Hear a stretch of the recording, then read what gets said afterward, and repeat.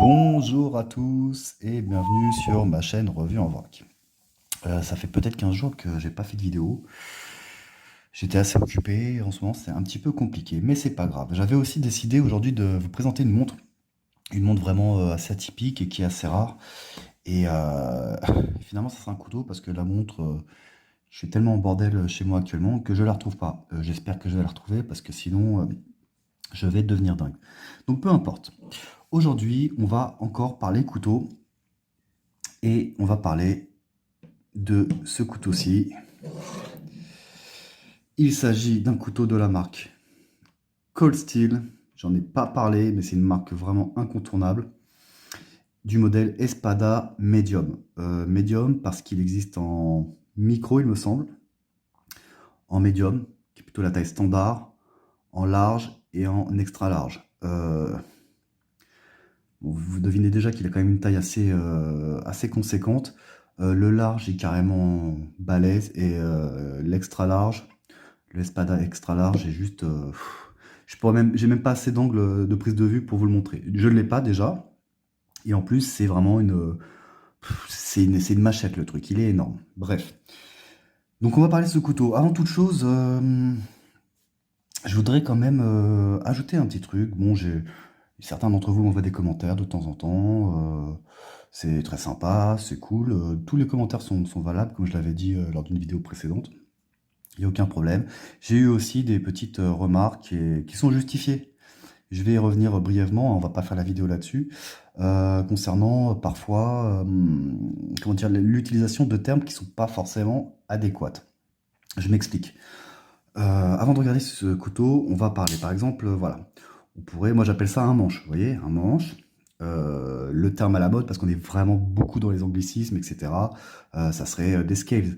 La carcasse du couteau, certains l'appellent des liners. Vous savez, les stries de préhension. Moi, j'appelle ça des stries de préhension pour une question simple. Et puis bon, pourquoi pas, mais on pourrait appeler ça aussi des jimping, des finger choy. Enfin bref, vous voyez, il y a beaucoup de... On le voit sur YouTube, et puis même en gros, bon, en général, chez les gens qui s'intéressent au couteau, il y a beaucoup de termes, j'allais pas dire à la mode, mais des termes anglo-saxons pour parler des différents comment dire, caractéristiques et puis les différentes parties qui composent un couteau. Alors bon, on m'a dit ouais, t'y connais rien, nanana, etc. Ok, il n'y a pas de problème. Bon, je suis pas sûr que dans les années 30 en France, le grand-père qui parlait de son couteau, quand il parlait de stries de préhension, ou on appelle ça comme on veut, il appelait ça des jimping ou des finger choil. Vous voyez ce que je veux dire? Les anciens parlaient pas forcément anglais. Donc bon, aujourd'hui c'est un peu le standard, ça fait bien, c'est vrai, ça a plus de gueule, hein, je suis d'accord. Mais bon, voilà, moi il m'arrive, je présente les couteaux, voilà, toujours en freestyle, je prépare pas, mes vidéos sont pas préparées, 1, 2, 3, vous voyez bien. Quand j'ai le temps, quand j'en ai l'envie, et quand j'ai quelque chose à présenter aussi. Donc bon, parfois je suis désolé les mecs, j'utilise pas toujours les bons termes. Ça veut pas dire pour autant que je peux pas parler des couteaux. Ça veut pas dire pour autant que je peux pas parler des couteaux, parce que jusqu'à preuve du contraire, je parle de choses que je possède. Je possède ce couteau, donc je suis à même d'en parler. J'ai pas non plus la prétention d'être un expert en couteau. J'ai pas la prétention d'être un super passionné des couteaux, même si j'adore ça. Évidemment, il y a une part de passion, mais c'est pas le. J'ai tellement de hobbies dans la vie, si vous voulez, que les couteaux, je suis pas focalisé que sur les couteaux. Donc effectivement, parfois, j'ai pas des termes qui sont très techniques, très tendance aussi, hein, parce que c'est, pour moi, ça relève surtout de la tendance pour parler d'un couteau dans sa description. Quoi qu'il en soit, je parle de choses que j'ai. Donc je suis à même de pouvoir en parler. Après, je suis pas un professionnel, mais j'ai envie de dire, un professionnel du couteau, c'est quoi? Pour moi, un professionnel du couteau, c'est soit un artisan coutelier, donc qui connaît les matériaux, qui connaît vraiment tout d'un couteau puisqu'il sait le fabriquer, ou bien à la limite un cuisinier. Je suis pas artisan, je suis pas coutelier, je suis pas forgeron et je suis pas cuisinier. Pour le reste des utilisateurs de couteaux, on fait plus ou moins la même chose qui qu'on soit avec nos couteaux. Donc bon, me dire ouais, tu connais rien, nanana, tout ça parce que je n'utilise pas les bons termes, moi je suis pas d'accord. On peut en discuter, hein. Il y a 50 ans, les mecs n'employaient pas des termes anglais. Avec un couteau, je fais pas plus de choses que vous, et probablement que la majorité d'entre vous, vous ne faites pas plus de choses que moi avec un couteau. Voilà, c'était juste une petite précision. Je le prends pas mal, mais bon, c'est toujours un petit peu agaçant quand on fait des vidéos, ouais, tu connais rien, alors comme la ration de combat, mais La ration de combat, j'ai bugué à l'ouverture. Je l'ai déchiré, j'ai fait ça comme un porc. Ouais, ça se voit que t'en as jamais ouvert. Excuse-moi, tu sais pas. Enfin, je pense que l'intéressé va reconnaître ton commentaire. Je dis ça sans animosité, hein. Franchement, il n'y a aucun problème, hein. C'est sur Internet, des fois on s'oublie, on se lâche, la conversation est beaucoup plus facile, on balance des trucs, etc. Mais bon, c'est pas parce que j'ai bugué sur une ouverture de ration militaire que, que j'en ai jamais mangé. C'est pas parce que j'emploie des mauvais termes concernant la présentation des différentes parties d'un couteau que je connais pas le couteau. Je l'ai, celui-ci que je vous présente, je l'ai. Les autres, je les ai aussi. Donc je peux en parler en termes de qualité. C'était une petite précision. Bref, revenons à nos moutons. Aujourd'hui, on va un peu monter en gamme sur le matériel. Parce que là, je vais vous présenter un couteau qui est quand même déjà dans une gamme de prix supérieure à ce que j'avais présenté précédemment, hein. J'avais présenté des couteaux, on va dire, entre 40 et 100 euros. Bon, ce couteau-là coûte un peu plus de 100 euros. Ouais, il coûte plus de 100 euros. Il doit coûter dans les 140 euros, à peu près 150, dans ces eaux-là. Donc là, on commence à tomber dans un couteau quand même avec un budget, pour moi, qui est vraiment important. Après, c'est un budget important, c'est un prix qui est quand même assez conséquent, mais c'est un couteau vraiment exceptionnel. Enfin, exceptionnel. Peut-être pas, mais en tout cas, c'est un très très bon couteau. On va en parler. Donc, on va parler un petit peu de Cold Steel. Alors, Cold Steel, une marque américaine hein, qui est très très connue. Moi, ça fait longtemps que je la connais. J'en avais pas possédé, j'en possède deux, mais j'en avais pas. Et bon, j'en entendais vraiment beaucoup de bien. J'étais pas fan des designs. Je trouvais que c'était très américain, c'était très grossier avec des grosses écritures partout, etc. Bon, c'est vrai que il y a des grosses écritures. Ceci étant, j'adore ce couteau et pour être franc directement, le couteau que vous voyez là, alors il plaira pas à tout le monde, hein. Vous voyez qu'il a une forme un peu spéciale, on va y revenir. C'est mon couteau préféré. De tous les couteaux que j'ai, en pliant, je parle, hein. Je présenterai des lames fixes plus tard. Ce couteau-là est vraiment le couteau que j'affectionne le plus.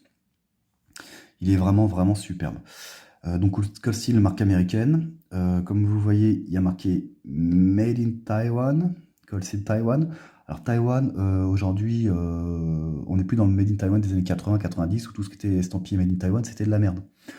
Dans la coutellerie, Taïwan, ça, c'est pas gage de merde, hein. Spyderco fait fabriquer ses séries les plus haut de gamme, souvent à Taïwan. Et Cold Steel, pareil. Le couteau est à définition, enfin, il est juste magnifique en termes de finition. C'est hyper précis, c'est hyper bien réalisé. Donc, Cold Steel, de marque américaine. Ce couteau-ci est fabriqué à Taïwan. Et c'est de la super qualité, même si la petite indication Taïwan pourrait faire penser au contraire. Bon, allez, alors ce Espada. Alors, moi, j'ai acheté ce couteau, en fait, parce que j'ai un couteau de berger corse qui me plaisait bien, sauf que c'est un cran forcé, donc en termes de, il n'y a pas de blocage de lame, donc ça me plaît pas trop, mais j'adore sinon, j'adorais vraiment l'aspect de mon couteau corse. Alors couteau corse, on va pas en débattre non plus, on le présente comme le berger corse, mais en fait c'est pas spécifiquement corse. Si vous voulez, ce genre de couteau, c'est des couteaux qu'on trouve vraiment dans quasiment tout le bassin méditerranéen, que ce soit en Espagne, en Italie, en France, etc. J'affectionne particulièrement ces formes-là, je trouve que qu'il y a un style vraiment. Alors après, ça fait peut-être pas l'unanimité, et je le comprends, parce qu'il y a un côté un peu traditionnel, mais justement, j'adore ce côté-là. Et en plus, ça a des caractéristiques vraiment très intéressantes en termes d'utilisation de lame et aussi d'ergonomie. Et puis là, dans ce modèle-ci, donc le Espada, Espada qui veut dire épée en espagnol, donc c'est inspiré des couteaux espagnols Navaja, je crois. Je crois que c'est ça, ces couteaux-ci. Enfin, des couteaux voilà, qui ont vraiment un manche très long, qui sont très très spéciaux en termes de design, qui sont très beaux aussi. Et donc, ce couteau-là, c'est une version moderne de ces couteaux espagnols. Et c'est une forme qu'on retrouve un peu dans les couteaux méditerranéens, en règle générale. Très très sympa. Très sympa. Et on va commencer directement par regarder ses dimensions. Et puis après, on va parler un petit peu plus des matériaux utilisés, des finitions et vraiment de ce que je trouve vraiment super sur ce couteau. Alors, c'est un couteau qui fait donc 1, 2, 3, 4, 5, 6, 7, 8, 9, 10, 11, 12, 13, 14, 15, 16, 17, 18, 19, 20, 21, presque 22 cm de long, ouvert. Donc c'est quand même un couteau qui est quand même assez grand, qui n'est pas exagérément grand, mais qui est quand même assez grand. Au niveau de la lame, on a une lame donc de 1, 2, 3, 4, 5, 6, 7, 8, 9. Allez, 9 et demi, 9 cm et demi avec à peu près 8 cm et demi de tranchant. Attendez, je recompte. 1, 2, 3, 4, 5, 6, 7, 8. Ouais, allez, 8 cm de tranchant pour une lame de 10. Oui, on va l'arrêter là. Allez, donc elle fait 10 cm de long, 8 cm de tranchant exploitable. Donc un couteau quand même qui est quand même assez grand, qui n'est pas démesurément grand, mais qui est quand même assez grand. D'autant plus que la largeur de sa lame, 1, 2, 3, 4, ça fait 4 cm de bas en haut. Donc une lame qui est quand même haute, relativement longue et relativement haute. Une lame qui est vraiment superbe. Elle est vraiment... Alors bon, la réalisation par Colseed est vraiment géniale, mais elle est vraiment superbe. Vous voyez sur... Hop, sa façon de l'exploiter. On peut vraiment, vraiment couper au niveau aliment, c'est vraiment super. Tout ce qui va être pour faire des slices, pour couper des choses, vraiment génial parce que cet arrondi est vraiment, vraiment superbe. Très, très pratique. J'adore cette forme de lame. Hein, on dirait un peu un clip point. J'ai sorti le terme, hein, clip point, mais c'est pas un clip point. Je sais même pas comment ça s'appelle. Vous voyez ce que je veux dire, un peu comme on peut voir sur les bugs, mais pas exactement non plus. Mais bon, vous voyez ce type de lame. Je trouve ça vraiment très, très beau. J'adore. Bon, elle est hyper tranchante. Vous l'avez vu, c'est du CTS HXP. Alors CTS HXP, là ça devient complètement l'embrouille dans les matériaux. Quoi qu'il en soit, c'est un acier haut de gamme. C'est même un acier plutôt ouais, qui tient vraiment le haut du pavé. Donc c'est potentiellement un très bon acier. Bon, il coupe, il n'y a pas de problème. Je suis content d'avoir un acier un peu premium. Mais en soi, un VG10, un D2 coupe aussi bien. Bon, le D2, bon, là on est quand même au-dessus, hein, en termes de résistance à la corrosion, tout ça, c'est vraiment un acier qui est vraiment supérieur. C'est un acier aussi qui est quand même assez cher. Ce couteau est quand même assez cher, je trouve. Bref, donc un acier haut de gamme CTS HXP, génial. Bon, je fais pas de test de coupe. Le truc est super tranchant, très très pointu. La lame est grande, la lame est haute et la lame est assez épaisse. On a à vue de nez. Franchement, on a bien 3 bons millimètres. Peut-être même plus, hein. J'aurais dû le mesurer.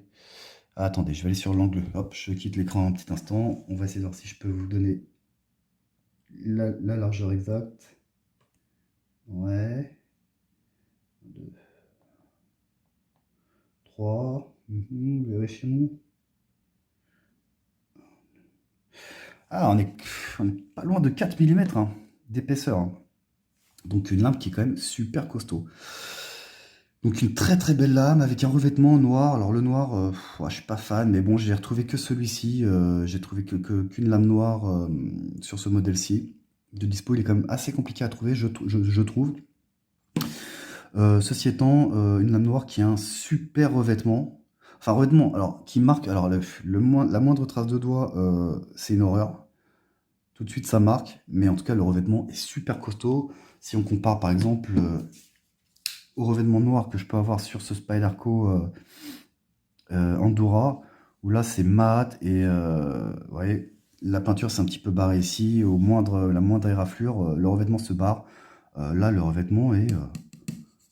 super résistant, hein. Franchement, vraiment génial. Tiens, on en profite, on regarde un peu la différence par rapport à un Andorra, qui est quand même un couteau assez grand.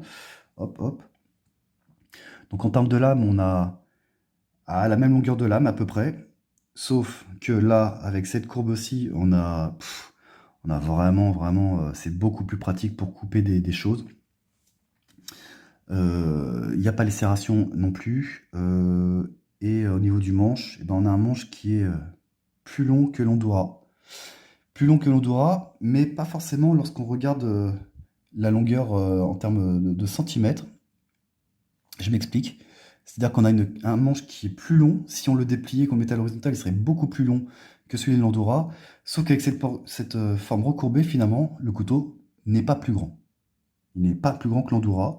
Et pourtant, on a vraiment une capacité de préhension, et on va y revenir, c'est vraiment génial, supérieur à l'Andorra. Donc quand même une grosse lame, hein. Vous voyez l'Andorra, si vous le connaissez, qui est quand même un couteau qui est assez long, un couteau très beau. Ceci au passage, j'ai viré les plaquettes en G10, hormis comment on appelle ça? Alors attendez, je vais trouver le bon terme, faut que je fasse pas d'erreur, sinon je vais me faire encore défoncer. Le spacer, backspacer, que j'ai gardé là en G10. D'ailleurs, je trouve que la couleur jade et noir va très bien. Et je suis repassé sur ça parce que je préfère l'Andorra quand il a un profil vraiment plus fin qu'avec les plaquettes au G10 qui étaient très belles. Ça m'a un peu emmerdé, mais finalement, en termes pratiques, il est vraiment mieux comme ça. Bref, donc revenons un peu à nos moutons. Donc l'espada, donc vous voyez un peu le couteau, hein, et il est très très bien fini. Donc là, lame, on a dit, voilà, 9-10 cm. CTS HXP, génial. On a des plaquettes en G10 qui sont... J'adore, j'adore. Elles sont assez fines, elles sont, bon, alors, elles sont sans défaut. Du G10 de super qualité, marron, hop là, je trouve ça vraiment génial. Avec un grip, alors, le grip là, c'est vraiment très très très abrasif. Je trouve ça génial, je trouve ça vraiment sympa à porter. Le seul inconvénient, c'est qu'au niveau du clip, qui est en plus hyper raide, là, rangé dans le pantalon, les poches de jean, ça défonce les vêtements. Alors ce que j'ai fait, là on le voit pas, mais j'ai démonté le clip ceinture, et j'ai pris un petit papier de verre, et j'ai fait un petit rectangle en dessous, là, en dessous du clip, pour adoucir un peu ce revêtement de G10 qui était vraiment trop agressif, et franchement ça défonçait les poches de mes pantalons. Donc là c'est un petit peu mieux. Et quoi qu'il en soit, un G10 qui est très très très beau, qui est parfaitement monté. On va faire un petit tour du propriétaire. Ouais, vous voyez ce que je veux dire là? Hop, attendez, ça faut que ça focus. Regardez les jonctions là, entre l'ossature en métal. Hop, ça zoome pas. Entre l'ossature et métal et le G10, c'est vraiment, il y a des petits angles, hein, ça aurait pu vraiment être mal fait, c'est vraiment très très bien fait. En termes de profil, ça ne dépasse pas, nulle part. Vous voyez ce que je veux dire? La jonction entre les parties métalliques et les plaquettes, les scales, et les plaquettes est vraiment impeccable. Vous voyez ici, là, il y a un petit passage un peu technique, là où on a le spacer qui est en... Je pense que c'est en métal, en aluminium peut-être. Et puis on a encore l'ossature que l'on voit, là, vous voyez ce que je veux dire? Voilà, là il y a l'aspect mat, là c'est brillant, l'ossature, et puis les plaquettes en G10. Pareil, vous voyez un petit angle ici, là, hop. Et ben regardez, c'est impeccablement réalisé. Tout le long, c'est comme ça. Ce couteau est vraiment super bien monté. C'est vraiment un plaisir au toucher. Vraiment, vraiment, du super boulot. Vraiment, vraiment du super taf. Vraiment, je suis vraiment très impressionné. C'est simple et efficace. On a un système de fermeture lockback, backlog, je sais pas, vous voyez ce que je veux dire, qui semble classique, hein, avec un cran. Vous allez voir, hop. Voilà, classique, sauf que c'est un modèle, un brevet déposé par Cold Steel, qui s'appelle le Triad Lock, qui s'avère être le système de verrouillage de couteau, d'après ce que j'ai pu lire, ce que j'ai pu entendre aussi, le plus solide. Il faut dire que l'épaisseur, là, c'est pareil, on a au moins 4 mm d'épaisseur, parfaitement dans l'axe de la lame. Vous voyez, c'est très très beau, hein, tout est aligné, tout est vraiment très très propre. Et ce système-là, alors je ne pourrais pas vous décrire exactement techniquement ce qui le différencie d'un backlog classique. En tout cas, il est beaucoup plus sûr. Et en fait, et avec le temps, les couteaux prennent du jeu. Et en fin de compte, même l'usure du métal, en fin de compte, ce système-là s'ajusterait toujours pour qu'il n'y ait pas de jeu. Évidemment, il n'y a absolument aucun jeu. Ce couteau est en béton. C'est vraiment, il respire la solidité. Il est vraiment génial. Il est assez grand, mais alors regardez, il est fin. C'est un couteau qui est vraiment assez balèze, mais qui a un profil fin. Enfin, je veux dire, c'est vraiment un truc super. Il fait combien de centimètres d'épaisseur? Regardons ça. On va essayer de le mettre comme ça. Allez, voilà. Il fait même pas... Allez, il fait 1 cm d'épaisseur. Je le mets en comparaison avec l'Andorra, qui est un couteau qui est très fin. Il fait à peu près la même chose. On va le remettre en comparaison avec l'Andorra concernant l'épaisseur de lame. Vous voyez qu'il y a une épaisseur, le Cold Steel est beaucoup plus large. Enfin, beaucoup plus large, j'ai au moins 1 mm de plus, sachant que l'acier est censé être plus haut de gamme. Au niveau du verrouillage, pareil, regardez comment c'est fin sur l'Andorra, regardez comment c'est balèze sur ce Cold Steel, sur l'Espada. Regardez, vous voyez la comparaison? C'est vraiment, on est vraiment dans du costaud. J'ai pas fait les tests de casse, évidemment, j'ai pas acheté des couteaux à 100 € tous les 3-4 matins, mais il est évident qu'avec ce système de fermeture Triad Lock qui est supérieur à ça, l'épaisseur il est beaucoup plus costaud que l'Andorra. Bon, et il est aussi 2 fois plus cher, on va pas se mentir non plus. L'Andorra qui est très bien, vraiment là, pour un budget 80 euros, 80-90 euros, n'hésitez pas pour ce couteau-là, il est vraiment génial. Mais bon, là, on est dans quelque chose de vraiment supérieur. Donc c'est un couteau qui a un profil fin, mais qui reste avec une lame balèze. Vous voyez que les plaquettes de G10 sont vraiment très fines, hein, mais vraiment, il est vraiment très très solide.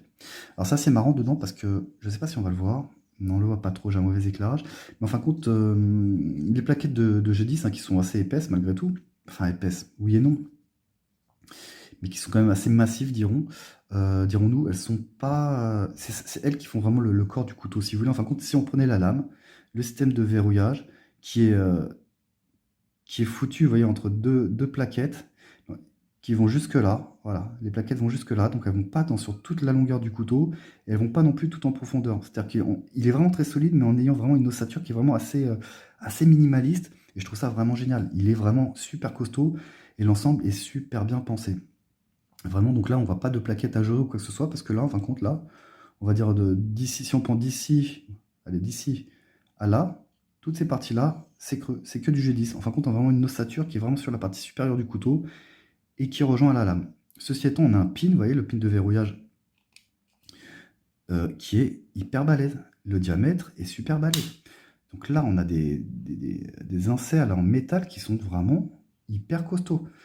Le couteau est vraiment un parfait équilibre en fait entre simplicité et technicité. C'est-à-dire qu'il est simple, il a un look old school, il est assez pur au niveau de ses designs, il n'y a pas trop de chichi. Et ceci étant, la conception est ultra solide. Vraiment, ce couteau est vraiment génial.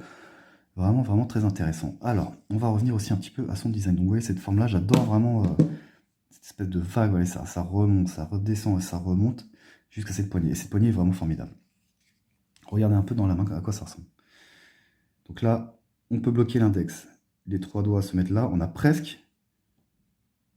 C'est presque une poignée pistolet. Vous voyez ce que je veux dire? Mais du coup, dans la main, vous voyez ce que je veux dire? Si je ferme la main dessus, on a vraiment une poignée pistolet et on repose. Et du coup, on a une prise qui est vraiment superbe. On a vraiment une très bonne prise en main.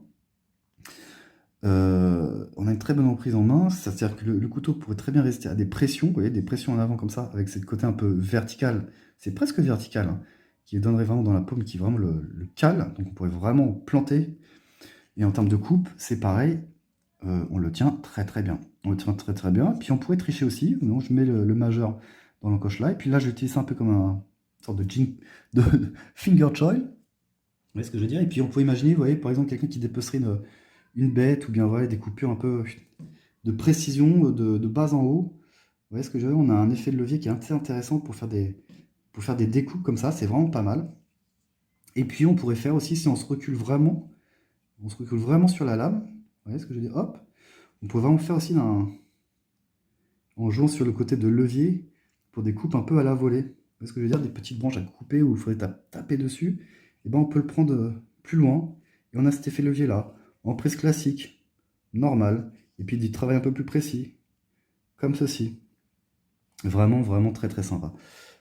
En prise poignard, qu'est-ce qu'il donne? Et ben il donne, ah bah allez voir. Et ben c'est pareil, il est là, on referme les doigts, et là, hop, tout se met naturellement, il est vraiment génial. La prise en main, alors après on aime ou on n'aime pas ce look, moi j'adore, mais la prise en main est vraiment superbe, vraiment superbe. Petit reproche que je pourrais faire au niveau de la fermeture de ce couteau, c'est que du coup avec ce système trial lock qui est vraiment très robuste, c'est que du coup, pour le fermer à une main, ça se fait, je viens de le faire, mais c'est un petit peu compliqué. Dommage. Dommage, c'est pas du tout dramatique, hein. Là, on est vraiment dans un couteau de berger, quoi, de paysan, il est vraiment superbe. Enfin, ceci étant, il s'utiliserait très bien en EDC urbain aussi. Et je trouve, je m'imagine qu'en couteau de défense, en termes de tranchant, il est vraiment très intéressant. Vraiment un couteau qui est vraiment très polyvalent, avec un style vraiment atypique. Vraiment pour moi un très beau couteau. On n'a pas de roulement dessus. Alors, on a un pivot, pareil, qui est très solide, très bien. On a là, je ne sais plus comment ça s'appelle, vous voyez ce que je veux dire pour les ouvertures au pouce. Très bien. Avec, vous voyez, hop, un pas de vis ici, c'est-à-dire qu'on pourrait, avec un tournevis, le modifier, et puis le faire passer donc en ouverture droitier, ou bien, si on le divise dans le sens, en ouverture de gaucher. ou pourquoi pas, hein, même carrément le retirer. Bon, ça serait pas très beau, mais voilà, c'est quand même une fonctionnalité qui est assez intéressante. Donc on peut faire bouger sur son axe cette espèce de bitonio pour l'ouverture à une main, ce qui est plutôt pratique. Évidemment, le clip ceinture, on peut le monter des deux côtés, c'est ambidextre complètement. Alors par contre, et là c'est le seul défaut que je lui trouve à ce couteau, et vous allez voir, c'est ce maudit clip ceinture. Et dans la poche. Et c'est le seul truc qui me chagrine un petit peu. C'est que là, voilà ce qui dépasse de la poche. Autant vous dire qu'en termes de discrétion, c'est pas super. Et en plus, cette espèce de corne, je trouve pas ça vraiment super esthétique. Voilà ce qui sort de la poche. Donc en port discret, c'est pas terrible, c'est vraiment dommage. D'ailleurs, j'ai même personnellement envie de l'enlever et de le mettre carrément le fouet dans la poche et pas le mettre en clip ceinture, c'est dommage. Une autre chose qui en port dans la poche le rend un petit peu embêtant, c'est que c'est pas sa longueur, hein, c'est sa largeur. Quand il est fermé, on a une épaisseur de 1, 2, 3, 4, 5 et allez, on va dire 5,5 cm d'épaisseur. Vous voyez ce que je veux dire? Je vais vous remettre en comparaison d'un Andorra. Voilà. Hop. Mettons-les les uns à côté des autres. Vous voyez ce que je veux dire? Il n'est pas forcément plus long. Il est même, j'ai l'impression qu'il est un petit peu plus fin, ou du moins il n'est pas plus large, même s'il a une lame qui est bien plus costaud et qui est bien plus solide, donc vraiment en termes de compacité, c'est vraiment très intéressant. Alors par contre, en termes de largeur fermée, il y a une sacrée différence. Je vais vous le mettre à côté d'un autre couteau, un couteau que j'adore. Pareil, 80 balles, ce SOG-là, pour 80 €, achetez-le. Bon, hop, on va mettre à côté. Voilà, en termes de taille, pareil, on va faire la même chose.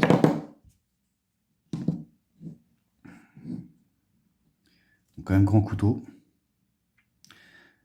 En termes de longueur de lame, à peu près pareil. En termes d'épaisseur de lame, pas du tout pareil. En termes de résistance, pas du tout pareil. Voilà. Et en termes d'épaisseur, et ben celui-ci qui est quand même un couteau qui est notoirement, de manière notable, plus grand, il est plus fin. Mais alors en termes de port, voilà quoi. Le SOG, on a ça qui dépasse. Ce Cold Steel, c'est la tour Eiffel qui sort de la poche. C'est pas terrible en EDC. C'est pas terrible en termes de discrétion. Ça, c'est vraiment son gros point faible. Et en termes d'épaisseur, voilà. Donc, où je vais en venir, c'est que ce couteau est super beau, super bien fini. Il a des super matériaux. Il est vraiment... il donne une sensation de couteau indestructible. Il a une ergonomie qui est vraiment géniale. Vraiment génial. Il offre vraiment beaucoup de positionnement de main. Il est vraiment très très agréable. Très très bon couteau. Mais alors, à porter clippé dans la poche, il est balèze. C'est dommage. C'est vraiment dommage. Donc moi, je vais virer ça et je vais le fourrer dans la poche entièrement parce que en termes de discrétion, là, c'est pas possible. Je le mets parfois et je me sens, je me sens pas regardé, mais ouais, ce que je veux dire. Là, vraiment, en EDC, c'est pas discret du tout. C'est vraiment dommage. Sinon, ce couteau est exceptionnel. C'est vraiment mon couteau préféré. Je réfléchis un instant, est-ce que j'ai oublié des choses? Non, les détails, le G10 est super bien monté. Vraiment, il n'y a pas de jeu. Le couteau est assez au top. Du G10 superbe. Un montage d'un sérieux, franchement. Écoute, 150 balles, hein, j'arrondis plus ou moins. Il vaut vraiment le coup. Un look un peu de berger, de paysan, donc vraiment sympa, mais en version moderne, avec des matériaux vraiment top qualité, quoi. Allez, on va faire un petit tour encore du propriétaire, qu'on l'observe un petit peu.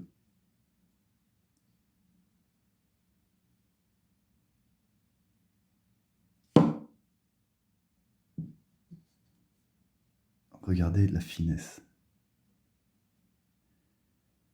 Vraiment. Ce couteau, c'est de la bombe. C'est ce couteau, c'est le premier... Enfin, ce couteau m'a vraiment rabiboché avec Cold Steel, quoi. Vraiment... Ah, j'ai dit, je vais faire une généralité parce que pareil, chez Spyderco, ils ont des gammes de couteaux qui sont vraiment bien et plus chers que les Endura, les Delica, etc., qui sont des couteaux très très bien. Dans leur gamme de prix, ils sont très bien, il n'y a pas de problème. Là, on est dans quelque chose de supérieur, mais alors là, voilà, on est dans autre chose, quoi. Et puis ce système là de verrouillage, enfin, je veux dire, la robustesse, le design, enfin, franchement, Cold Steel au top. Alors, moi, c'est devenu, bon, je vais vous le dire, c'est vraiment, bon, dans ces budgets-là, hein, je le compare pas avec les couteaux chinois que j'ai présentés qui sont super bien, hein. Enfin, je veux dire, le QB, c'est du top couteau pour pas cher. En termes de deal, vaut mieux acheter un QB que d'acheter un couteau à plus de 100 euros. On est d'accord. Mais là, on en a pour son argent et s'il coûte 140 euros, 150 euros, on sait pourquoi. Ce couteau est super. Je l'adore. Et Cold Steel, je suis en in love avec Cold Steel. Vraiment super qualité. J'ai un autre Cold Steel. D'ailleurs, je l'ai là. Je vais pas vous le présenter là. Mais bon, je pense que ceux qui connaissent bien la marque, vous l'avez reconnu. Donc, ça, c'est un Cold Steel qui fait très mal. Enfin, Cold Steel, c'est vraiment super, super, super, super. Et en plus, c'est une marque qui est très intéressante puisqu'il propose quand même vraiment des prix qui sont vraiment accessibles. Maintenant, on trouve des couteaux à 20 balles chez Cold Steel, qui sont pas du même niveau que celui-ci, évidemment, et il y a des couteaux qui coûtent beaucoup plus cher. Si vous êtes prêt à mettre entre, on va dire, 50 et 100 euros, allez, on va voir large, entre 50 et 150 euros chez Cold Steel, vous avez des couteaux, mais des couteaux de malade. Ce couteau est un couteau de malade. Il est très bien réalisé, il est super solide. Enfin, je veux dire, c'est une bête. Voilà, donc l'espada, l'épée d'inspiration de couteau espagnol, une forme très méditerranéenne avec une forme de manche qui est vraiment très très intéressante, qui donne vraiment, alors au-delà du look qui est discutable, moi j'adore, qui donne vraiment des prises en main vraiment différentes. Voilà, quoi. En gros, c'est une sorte de couteau tactique avec un look de paysan, quoi. Et moi j'adore cet équilibre aussi. Et vraiment une super réussite. Voilà les amis. J'espère ne pas avoir trop tourné en rond. Portez-vous bien, je vais vous présenter d'autres choses bientôt. Et bah, je vous souhaite le meilleur comme d'habitude. Allez, ciao.